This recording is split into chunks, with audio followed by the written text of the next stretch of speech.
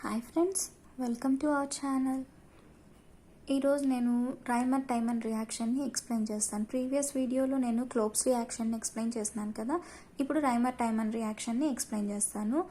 ఈ రెండిట్లోనూ ఒక డిఫరెన్స్ ఏంటి అంటే, రెండిట్లోనూ ఫినాలే రియాక్టెంట్గా యాక్ట్ చేస్తుంది. ప్రోడక్ట్ వచ్చేసి సాలిసిలిక్ యాసిడ్ ఫామ్ అయితే క్లోబ్స్ రియాక్షన్, సాలిసిలిక్ ఆల్డిహైడ్ ఫామ్ అయింది అంటే ట్రైమర్ టైమర్ రియాక్షన్. అదొక difference. Okay, both the reactions phenol reactions ఇవన్నీ కూడా క్లోబ్స్ అండ్ ట్రైమర్ టైమర్లో.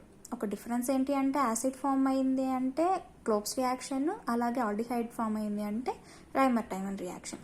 ఇక్కడ నేను 2 డెఫినేషన్స్ ఇచ్చాను, ఎలా అన్నా రాసుకోవచ్చు. ఇక్కడ టూ స్టెప్ డెఫినేషన్ ఇది అండ్ 1 స్టెప్ సింపుల్ డెఫినేషన్ వచ్చి ఇది.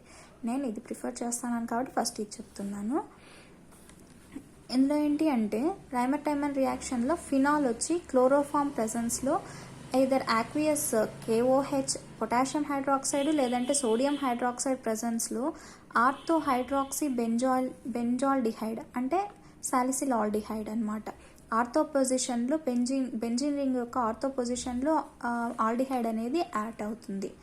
ఇది మేజర్ ప్రోడక్ట్. అలాగే కొంచెం మైనర్ ప్రోడక్ట్ అనేది ఫామ్ అవుతుంది కదా, అది పారా ప్రోడక్ట్గా ఉంటుంది, పారా hydroxy benzoic acid.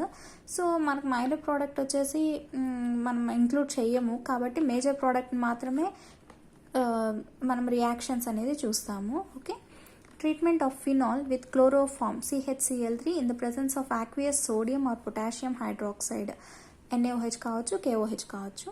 CHO group aldehyde group వచ్చేసి ఆర్థో పొజిషన్లో ఇంట్రడ్యూస్ అవుతుంది బెంజిన్ రింగ్కి. Okay, CHO group aldehyde is introduced at ortho position of benzene ring. ఇది కూడా చూడండి. On treating phenol with chloroform CHCl3 on aldehyde CHO group is introduced at ortho position of benzene ring. ఇది కూడా సింపులే, but ఇక్కడ addition of NaOH or KOHకి ఇంకొక step తీసుకున్నాను. Intermediate substituted benzal chloride. ఈ బెంజాల్ క్లోరైడ్ అనేది ఇంటర్మీడియట్గా ఫామ్ అవుతుంది.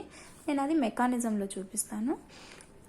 So ఆ బెంజాల్ క్లోరైడ్ వచ్చి హైడ్రలైజ్ అయినప్పుడు ఆల్కలీ ప్రెజెన్స్లో NaOH కావచ్చు, KOH ప్రెజెన్స్లో కావచ్చు, అది సాలిసిల్ ఆల్డిహైడ్ని ప్రొడ్యూస్ చేస్తుంది.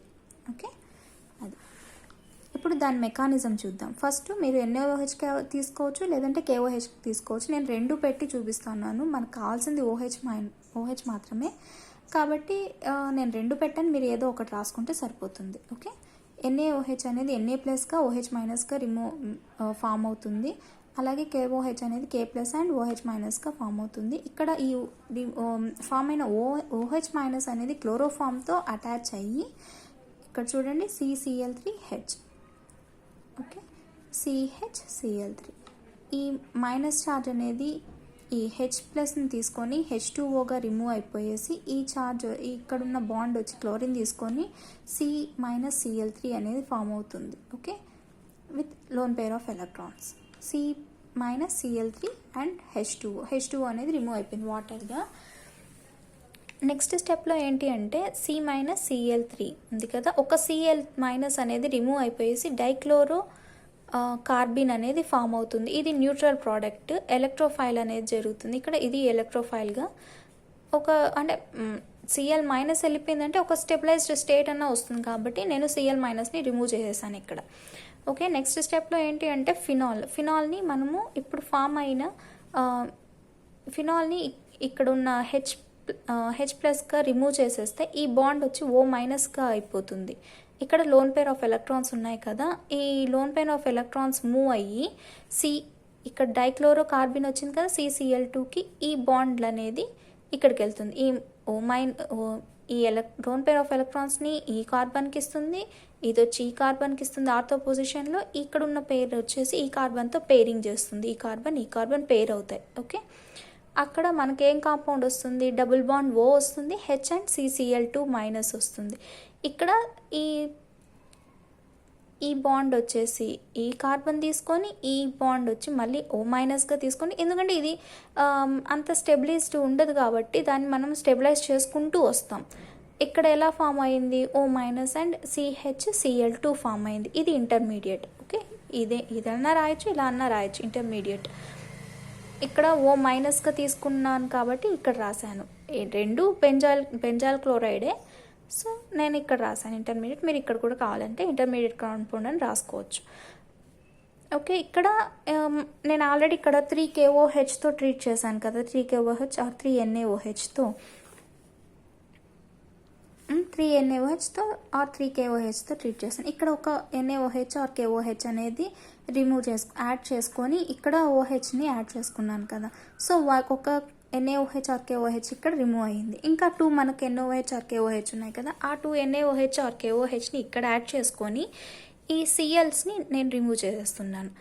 కాబట్టి ఒకవేళ NaOHగా తీసుకున్నారంటే 2 NaCl అనేది రిమూవ్ అయిపోతుంది. ఒకవేళ KOH తీసుకున్నారంటే 2 KCl అనేది రిమూవ్ అయిపోతుంది. ఇక్కడున్న OHలు అనేది దీనికి యాడ్ అవుతాయి. ఓకే, Cl ప్లస్ OH అనేది యాడ్ అవుతుంది. ఇది వచ్చి అన్స్టేబుల్ కాంపౌండ్ కాబట్టి మనము వాటర్ని రిమూవ్ చేసేస్తాము. ఇక్కడ H2Oగా రిమూవ్ అయిపోయి ఈ బాండ్స్ అనేది ఇక్కడ చూడండి CHO అనేది మిగులుతుంది, మనకు ఆల్డిహైడిక్ గ్రూప్ వచ్చేసింది. ఓకే, ఇక్కడ benzene ring and O minus CHO. ఇక్కడ అసిడిఫికేషన్ జరుగుతుంది, అంటే మనకు ప్రోటాన్స్ అడిషన్ కావాలి, ఏదర్ HCl నుంచి లేదంటే H2SO4 ఆర్ డైరెక్ట్గా వాటర్ నుంచి అన్నా మీరు తీసుకోవచ్చు. బట్ మనకు కావాల్సింది ఏంటి అంటే ప్రోటాన్, కాబట్టి నేను సింపుల్గా ప్రోటానే తీసేసుకున్నాను డైరెక్ట్గా. ఇక్కడ ఈ H+ తీసుకుంటే H+ అనేది ఇక్కడ ఆక్సిజన్కి యాడ్ అయ్యి O- అండ్ H+ వచ్చి అట్రాక్ట్ చేసుకొని OHగా ఫామ్ అవుతుంది. ఇక్కడ ఆర్థో హైడ్రాక్సీ బెంజాల్డిహైడ్ మేజర్గా వచ్చేసింది ortho product. Okay, so salicylaldehyde అనేది ఫామ్ అయిపోయింది. హోప్ మీకు అర్థమైంది అనుకుంటా ఫ్రెండ్స్.